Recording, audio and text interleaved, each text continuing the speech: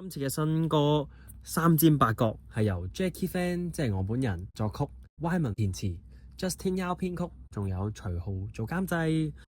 好多謝 Wyman 填咗呢一份詞俾我，呢一份詞同我都有啲雷同嘅地方嘅。其實就係好似我咁樣啦，我都覺得自己係一個三尖八角嘅人嚟嘅。有啲時候喺討好別人同選擇做自己之間，我都會選擇咗去做自己啦。成為人哋眼中三尖八角、岩岩巉巉唔容易相處嘅人。咁今次 MV 呢，其實我哋就邀請咗一位我近期好欣賞嘅演員啦，就係阿 K 啦。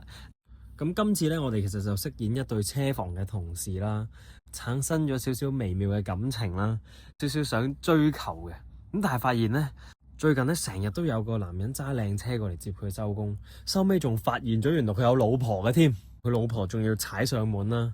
咁咧，我為咗想英雄救美咧，中咗個男人一拳，然後仲請咗阿 K 打邊爐。喺打邊爐嘅過程當中咧，差少少就 kiss 噶啦。咁但係好可惜咧，我就慘遭食檸檬，最後仲要一齊笑騎騎咁食埋餐邊爐添。咁咧，其實拍呢個 MV 咧都有好多好有趣嘅事情嘅。有一幕啦，喺個車底度整車啦。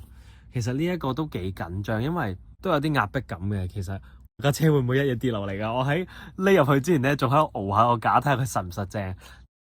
第二咧就係我同阿 K 嘅一個對手戲嘅時候，我要幫佢抹眼淚咧。我本身係有個 agenda 俾自己，就係我係一個鋼鐵直男嚟嘅，咁就諗住好似好直男式咁樣去幫佢抹眼淚。點知我俾導演話我好粗魯啊！